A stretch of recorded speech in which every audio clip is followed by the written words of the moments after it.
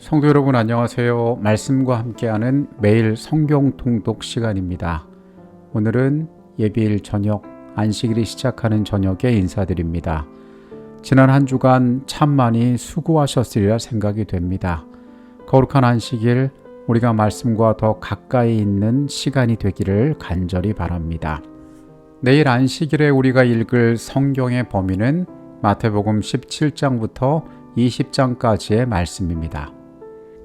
마태복음 17장에 예수께서는 베드로, 야고보, 요한 이 세 명의 제자만 데리고 높은 산으로 오르셨습니다. 그리고 그곳에서 변화하신 예수님께서는 모세와 엘리야와 함께 계신 모습을 제자들에게 보여주십니다. 구름 속에서 들리는 음성은 말합니다. 이는 내 사랑하는 아들이요 내 기뻐하는 자니 너희는 그의 말을 들으라. 우리가 이 말씀 가운데 흔히 보기 어려운 굉장히 신비스러운 광경이 여기에 펼쳐집니다. 모세와 엘리야는 그 시대의 사람이 아니었습니다. 이스라엘 민족에게 굉장히 익숙한 인물이었지만은 그들은 아주 오래전의 사람들이었습니다.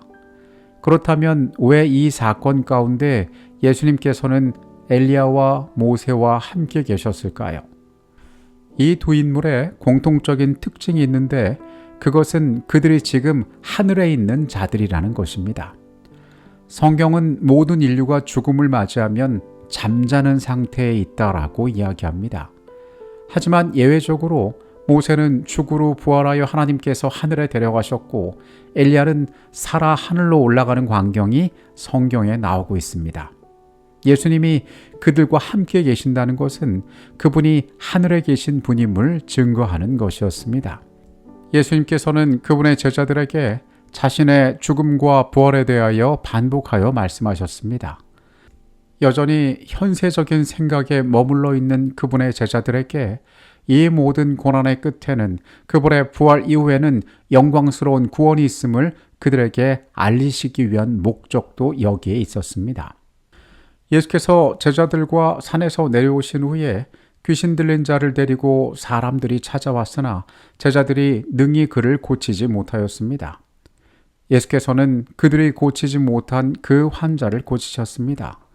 제자들은 예수께 어찌하여 우리는 이 일을 하지 못하였습니까? 라고 물을 때에 너희의 믿음이 적은 까닭이라고 그분은 말씀하셨습니다.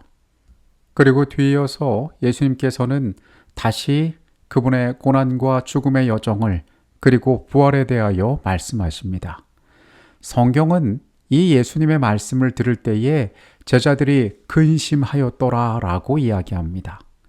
왜 제자들이 이 이야기를 들을 때마다 불편해하고 또 근심했을지 우리는 생각해 보게 됩니다.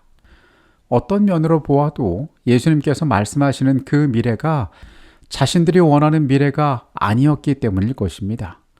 참으로 안타까운 것은 제자들은 이 중요한 시간들, 예수님께 배우고 그분과 함께하는 소중한 시간 가운데 그들의 미래를 준비할 기회들을 잃어버리고 있었다는 것입니다. 가버나움에서 예수님의 제자들은 예수님도 성전세를 낼 의무가 있냐는 질문을 받으십니다.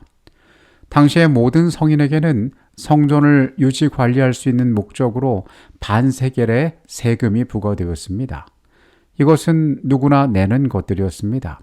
예수님께서는 성전의 주인이시기 때문에 이것을 낼 필요가 없으셨지만 이것을 거두는 자들을 실족시키기 원치 않는다라고 말씀하셨습니다. 베드로가 건져 올린 물고기 입에서 나온 한 세겔로 그분과 베드로의 성전세를 내도록 하셨습니다. 복음서에 나오는 예수님의 태도 가운데 우리가 주목하여 볼 필요가 있는 것이 세상과의 조화로운 모습입니다. 예수님께서는 언제나 율법의 원칙 가운데 서 계셨습니다. 그분께서 말씀하시는 진리들이 세상의 것과 같지 않은 것들이 많았지만은 그분께서는 대단히 평화롭게 사람들과 어울리고 그들과 조화로이 살아갔음을 우리가 보게 됩니다.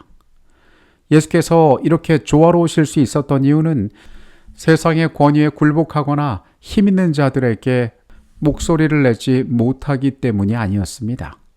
그분은 원칙은 있으셨지만 급진적이지도 않으셨고 과격하지도 않으셨습니다. 우리는 17장에서 이런 예수님의 모습을 보게 됩니다. 18장의 말씀으로 갑니다. 제자들은 예수님에게 묻습니다. 꼭 그들의 본심이 드러나는 질문인 것 같습니다. 주님, 천국에서는 어떤 자가 큰 자냐고 예수님에게 묻습니다. 예수님께서는 어린아이와 같지 않으면 천국에 들어가지 못할 것이라고 말씀하십니다. 자기를 낮추는 사람이 천국에서 큰 자가 된다라고 이야기하십니다. 사실 요즘 세상에서는 어린이들이 꽤 귀한 대접을 받고 있습니다. 아직 연약하고 성장해야 하고 미래를 위하여 준비할 것이 많기 때문에 우리가 내일을 위해서 아껴야 하는 존재로 아이들을 인식합니다. 그런데 인류의 역사를 보면은 아이들이 존중받은 역사는 그렇게 오래되지 않았습니다. 열악한 의료 환경 가운데 태어나서 성인이 되기까지 살아남는 아이들의 숫자도 많지 않았으며, 또한 부모나 또 어른들의 폭력과 또한 어린 나이부터 학교가 아닌 가혹한 노동에 노출되는 경우들도 많았습니다. 그래서 예수님 시대에도 어린이는 그리 귀한 대접을 받지 못하였던 것 같습니다. 예수께서는 그 어린이를 제자들 앞에 데려오셔서 말씀하십니다. 이렇게 연약한 자, 이렇게 약한 자를 존중하는 자가 천국에 갈 것이다 라고 말씀하고 계시는 것입니다. 이어지는 70영의 비유 가운데 하나님께서 어떻게 작은 자 하나를 귀하게 여기시는지를 또한 말씀하고 있습니다. 18장의 말씀에는 우리의 형제 중에 죄를 범한 자가 있었을 경우 그를 어떻게 권고하고 회복시킬지에 대한 이야기가 나와 있습니다. 먼저 개인적으로 찾아가서 그의 죄를 지적하고 회개할 것을 이야기하고, 만일 듣지 않으면은 두세 사람이 함께 가서 권고하며, 그래도 듣지 않을 경우에는 교회에서 그의 죄악에 대하여 권고하라고 이야기합니다.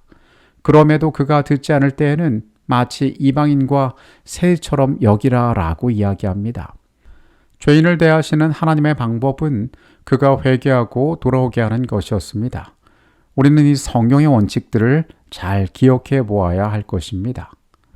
예수님께서는 이 땅의 일들과 하늘의 일들이 전혀 다른 것이라고 말씀하지 않으셨습니다. 너희가 땅에서 매면 하늘에서도 매일 것이고 땅에서 풀리면 하늘에서도 풀린다고 말씀하셨습니다. 제자 베드로는 예수께 묻습니다. 몇 번이나 우리가 용서하여 주면 좋겠습니까? 7번 정도면 괜찮을까요? 예수께서는 그에게 말씀하시기를 7번씩 70번까지도 하라라고 말씀하십니다. 우리가 단순 계산을 하면 490번인데 이 말씀은 딱 490번까지 해주라는 말씀이 아니라는 사실을 우리는 잘 알고 있습니다. 이어지는 은혜를 입은 종의 비유에서 예수님께서 이 말씀을 하신 참된 교훈이 무엇인지를 우리가 알게 됩니다. 어떤 사람이 임금에게 큰 빚을 지고 갚을 능력이 없는 상황에서 그 빚을 탕감받게 됩니다. 하지만 그 자신은 자신에게 적게 빚진 자를 용서하지 않고 그를 감옥에 가두는 일이 있었습니다.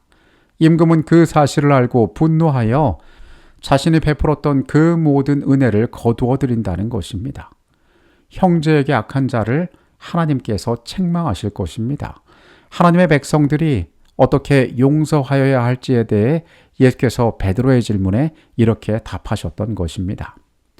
19장의 말씀으로 갑니다. 바리새인들이 예수님에게 어떤 이유로 아내를 버려도 되겠습니까? 라고 물어봅니다. 예수님께서는 너희가 하나님께서 맺어주신 관계를 함부로 버리면 안 된다라고 말씀하십니다. 그러자 그들은 모세의 율법에는 이혼 증서를 써주면 된다라고 대답을 합니다. 그러나 예수님께서는 그들에게 말씀하십니다. 음행한 이유 외에는 내 아내를 결코 버려서는 안 된다라고 말씀하십니다. 남성 중심의 사회에서 여성은 남자에게 경제적으로 종속되는 경우들이 많았습니다. 그런데 이기적인 욕망을 가진 남자들이 자신의 아내에게 실증을 느낄 때에 그 여인을 버리는 일들이 있었습니다. 제도적으로 이혼 증서를 써주기만 하면 끝나는 것처럼 그들이 인식하고 있었지만 이것은 율법의 정신에 위배되는 것이었습니다. 너희가 만약 이 일을 한다면 너희의 배우자를 음행하게 하는 일이라고 예수님께서는 강하게 말씀하셨던 것입니다. 한 청년이 예수님을 찾아옵니다. 무슨 일을 하여야 영생을 얻으리까? 예수께서는 이 계명을 다 지키라라고 이야기하십니다. 내가 이 모든 것들을 다 지키었나이다라고 청년은 대답합니다. 그러면 내 모든 소유를 팔아 가난한 자들에게 주고 나를 따르라고 예수님이 말씀하십니다. 성경은 슬프게도 이 청년이 재물이 많아서 근심하여 갔다라고 이야기합니다. 개인적인 생각으로 이 젊은이가 진심을 가지고 예수님에게 나왔다라고 저는 믿습니다. 하지만 예수님께서는 부분적인 것만을 원하신 것이 아니라 나의 삶의 가장 중요한 것들을 포기할 수 있는가를 바라보고 계셨다는 것입니다. 우리 역시 마찬가지겠지요. 예수를 따른다는 것은 내게 있는 가장 소중한 것들을 포기할 줄 아는 것이기 때문에 그렇습니다. 용기 있는 제자 베드로가 아마도 모두가 궁금해하던 질문을 예수에게 한 것 같습니다. 우리가 다 버리고 주님을 쫓았는데 그러면 우리는 무엇을 얻게 되겠습니까? 예수님께서는 너희가 후에 12보좌에 앉아서 12지파를 심판하는 일을 할 것이라고 말씀하십니다. 그리고 너희가 영생을 얻게 될 것이라고 말씀하십니다. 20장의 말씀으로 갑니다. 우리가 성경 말씀을 읽다 보면은 시간이 많이 나옵니다. 제6시에, 제9시에 이런 내용들이 많이 나오는데요. 여기 나오는 시간은 우리가 쓰고 있는 지금의 시간과는 다른 시간입니다. 제가 쉽게 성경의 시간들을 우리가 쓰는 시간으로 바꿀 수 있는 방법을 알려드리겠습니다. 성경에 나오는 시간에 정확히 6시간을 더하면 지금 우리가 사용하는 시간이 됩니다. 자, 이 포도원의 비유에는 5번 주인이 일꾼들을 고용하는 일이 나오는데요. 아침 일찍, 오전 9시, 정오, 오후 3시, 저녁 7시에 사람들을 데려다가 쓰게 됩니다. 제가 지금 말씀드린 시간들은 지금 우리가 쓰고 있는 시간으로 바뀐 시간이고, 만약 성경에 9시다 이렇게 얘기하면 6시간을 더해서 이 시간은 오후 3시를 말하는구나 이렇게 이해하시면 됩니다. 이 5차례 사람들을 데려왔는데 일이 끝나고 나서 늦게 온 사람이나 처음 온 사람이나 동일한 싹스를 주인이 주게 됩니다. 먼저 온 자들은 당연히 불만이 있었겠죠. 그러나 주인은 말하기를 내가 약속을 이행했다. 그러니까 내 것이나 가지고 가라 라고 이야기했습니다. 포도원의 비유는 모든 구원의 은혜는 하나님께 속한 것임을 이야기합니다. 주인의 판단만 있을 뿐이지 우리가 주장할 것은 아무것도 없다는 것입니다. 20장에서 예수님께서는 다시 죽음과 부활에 대하여 제자들에게 말씀하십니다. 우리가 이 마태복음의 말씀을 읽으면서 확인할 수 있는 중요한 한 가지, 그분의 십자가의 운명은 제자들에게 이미 충분히 설명되었다는 것입니다. 그런데도 그걸 생각하지 않고 살았다는 것이 어떤 면에서는 참 신기하게 느껴지기도 합니다. 이 광경은 세상에서 흔히 볼 수 있는 모습이죠. 내가 이만큼 수고하고 노력했으니 이런 부탁을 들어주십시오. 예수님께서는 그들에게 묻습니다. 내가 마시려는 잔을 너희가 마실 수 있느냐? 그들이 원하는 것이 보좌의 좌우편에 앉는다는 것이 어떤 의미인지 그들도 몰랐고 그들의 어머니도 이때는 몰랐을 것입니다. 똑같은 생각을 하고 있던, 모두가 높은 자리에 앉고 싶었던 나머지 제자들이 이 소식을 듣고 분노하게 됩니다. 예수님께서 그들에게 말씀하십니다. 너희 중에 크고자 하는 자는 섬기는 자가 되고 인자가 온 것은 섬기려 하고 목숨을 대속물로 주려 함이라고 그들에게 이야기하십니다. 여전히 예수를 따르는 우리도 기억해야 할 말씀입니다. 예수를 따르는 길에서 우리는 착각하지 말아야 합니다. 세상에서 얻을 수 있는 것들을 예수를 따르며 얻으려고 하지 말아야 한다는 것입니다. 오늘 17장부터 20장까지의 말씀을 통하여 우리는 여전히 제자들의 마음이 세상에 머물러 있는 것들을 보게 됩니다. 그들은 예수께 천국에 대하여 배우고 있지만은 이 땅의 삶에서 헤어나오지 못하는 모습들을 보여줍니다. 그러한 모습들이 어쩌면 우리의 모습이 아닐까 또한 생각해 봅니다. 여러분, 안식일이 되었습니다. 삶의 모든 것들 내려놓고 은혜 가운데 깊고 평안한 쉼을 얻는 날이 되기를 바라겠습니다. 우리가 성경 동동을 시작하고 맞이하는 첫 번째 안식일입니다. 지난주에 나눠드린 성경 통독 퀴즈를 모두 잘 푸셨으리라 생각을 합니다. 내일 가벼운 마음으로 교회에 가져오셔서 또 함께 그 내용들을 나누었으면 좋겠습니다. 평안한 밤 되시고요. 성전에서 뵙도록 하겠습니다. 기도하시겠습니다. 하나님, 우리의 한 주일을 잘 살펴주셔서 감사합니다. 말씀과 함께 할 수 있는 특권 또한 허락해 주셔서 감사합니다. 거룩한 안식일 모든 성도가 참된 하나님의 평안 가운데 쉼을 얻고 새롭게 되도록 인도하여 주시옵소서. 예수 그리스도 이름으로 기도합니다. 아멘.